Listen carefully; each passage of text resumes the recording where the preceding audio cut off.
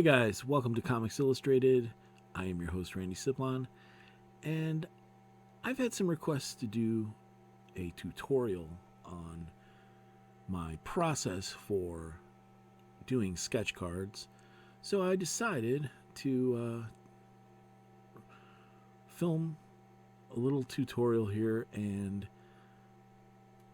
I'm doing the voiceover after the fact because I have trouble drawing and talking at the same time. I always have, so I figured it would be a lot easier if I just recorded a little bit of voiceover while the video is rolling. So here I have my underdrawing laid out in pencil on the card, and I'm inking in the black lines. Now when I do stuff in color, as you'll see, I don't render it as much in ink because I like to leave a lot of room for the actual coloring. So I'm filling in a few blacks. There's not a lot of black in this particular illustration, and this is a card that I'm doing for the Ultraman card set, which has been on Kickstarter and it's coming out soon. And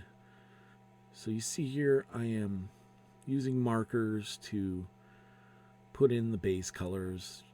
I usually use like 3 different tones for each color, and I'm just putting in the lightest tone right now, kind of just doing kind of like flat color. I put some painter's tape over the logo, the Ultraman logo on the front of the card, because I just want to keep that free of marker, so it shows up after the final art is finished. So now I'm rendering in some of the shadow, the darker tones, and you'll notice I use different markers. I use Copics, Prismacolors. Right there I'm using a brand called Motica, which are really nice. They're kind of similar to Copics, but they're just not refillable. And I'm putting in the shadows right now. Some people don't like to use different brands of markers and mix them. I find that if you are using a good enough card stock, it usually isn't a problem. They usually blend together pretty well. The paper makes a difference, though. If you're using a lesser quality paper, it might be better to use all the same brand of marker, but I mix them up. Just depends on what colors I like from different brands. And so now I'm putting in the darks still. And you can see, obviously this is sped up. Most of it is at about 4 times the regular speed. Takes me about, maybe this card maybe took about an hour and a half to finish the whole thing, maybe less. I'm not sure. I didn't actually time it out in real time, but the video is only like 10 minutes long, so you can kind of figure that out if you use a calculator. Actually, some of it is at 8 times, so it's not all 4 times. Because if it was at 4 times, it would just be 40 minutes, but it's a little longer. And now I'm going back with a medium tone, and I'm kind of blending in the darks and the lights. And you can see the colors blend together pretty well. Now I'm going back in with the lightest color. And I think the helmet is all pretty much blended. And now I'm going to move on to the eyes, putting in some darks.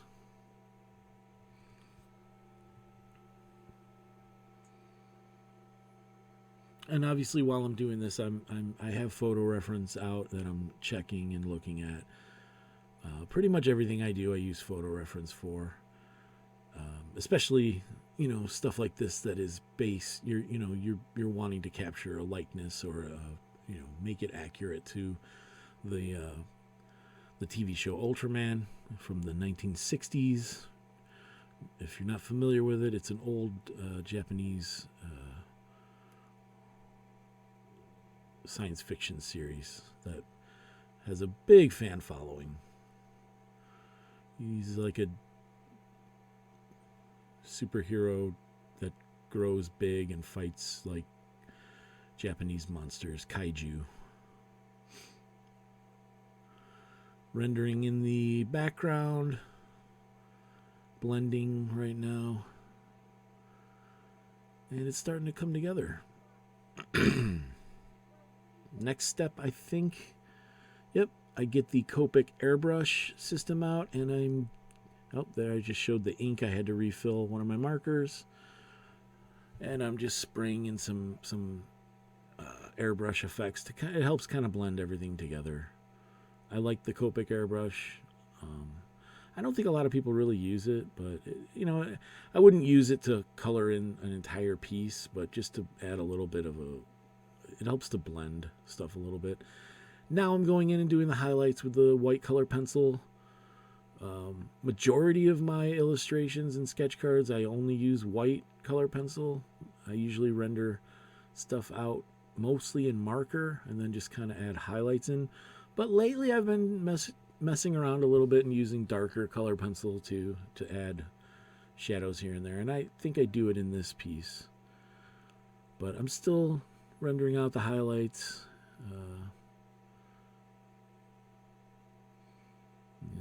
That area has a lot more white. There's a shine on the metal of his helmet, and I'm trying to capture that.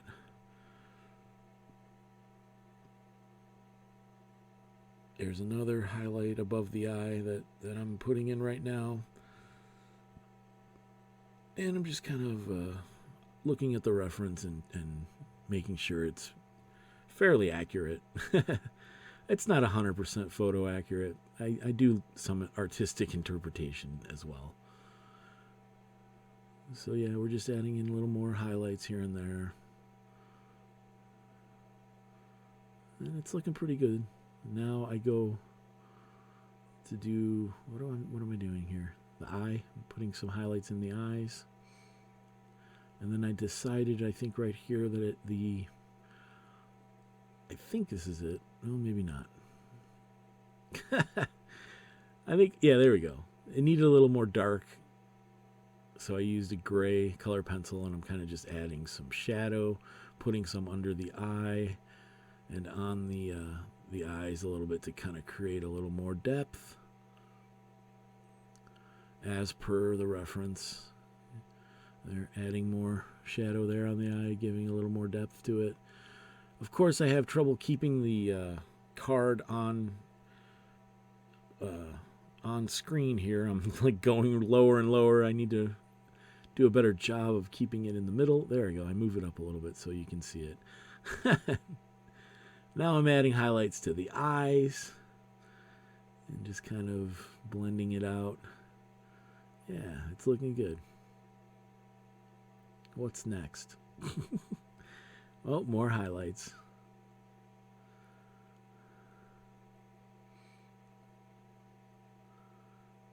And now, I'm adding a little more. I put in a little darker gray. Adding a little more depth with the darker gray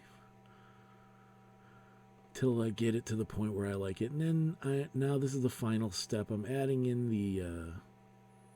the opaque white highlights using a gel pen, a white gel pen, and that is about it. Oh wait, no, one final little highlight on the chin with a white color pencil, and I think we're done. Yep. And here's the moment of truth time where I take the, I'm showing it off to everyone for you to see, and it looks good. Here's where I take the tape off. This is always nerve-wracking because you never know if it's going to rip off the card. But it doesn't. Spoiler alert, it turned out okay. A little bit of the marker ink seeped under the tape, but that's no big deal. It's art, you know, it's not perfect. But yeah, there it is. Thanks for watching, guys. I hope you enjoyed this. You know, I didn't teach, you know, I'm not that great of a teacher, so it's, you know, it is what it is. But if you like this video, please give me a thumbs up, subscribe to the channel, and let me know what you guys think in the comments. And that's about it. Thanks, guys. We'll catch you on the next one. And bye.